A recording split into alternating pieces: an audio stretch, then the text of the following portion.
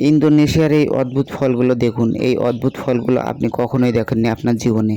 এই ফলটি দেখুন। এই ফলটি একটি পাহাড়ি ফল। এই ফলের ভেতরটা এরম হলুদ হয় এবং খেতে অনেক সুস্বাদু হয়। এটা চায়নাদের দেশে খুবই জনপ্রিয় একটি ফল। এবার এই ফলটি দেখুন। এটা অনেকটা লিচুর মতো, কিন্তু এটা পাহাড়ে জন্মায়। এটা পাহাড়ি ফল হিসেবে তৈরি হয়। এই ফলটি দেখুন। এই ফলটি অনেক সুস্বাদু একটি ফল। এই ফলটি একটি পাহাড়ি ফল।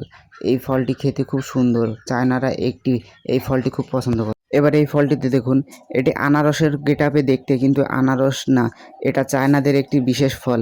এই ফল চায়নায় খুবই প্রচলিত এবং খুবই সুস্বাদু হয়ে থাকে। বন্ধুরা, চায়নায় উৎপাদিত হয় এমন কিছু অদ্ভুত ফসল যা আপনারা কখনো দেখেননি। চলুন দেখতে থাকুন সম্পূর্ণ ভিডিওটি। এই সবজিটি দেখুন। এই সবজিটি রেড বিনস।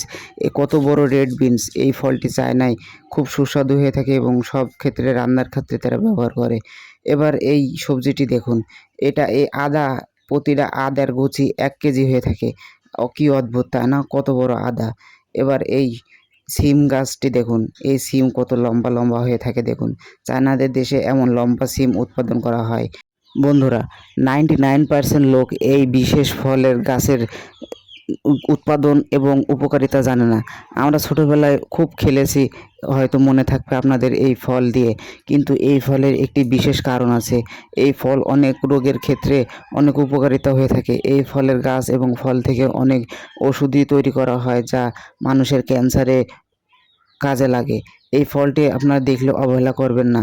এই ফলটি দেখলে আপনারা সংগ্রহ করে রাখতে পারেন এবং এই ফল থেকে যা উৎপাদিত হয়ে থাকে তা আপনাদের অনেক কাজে আসবে।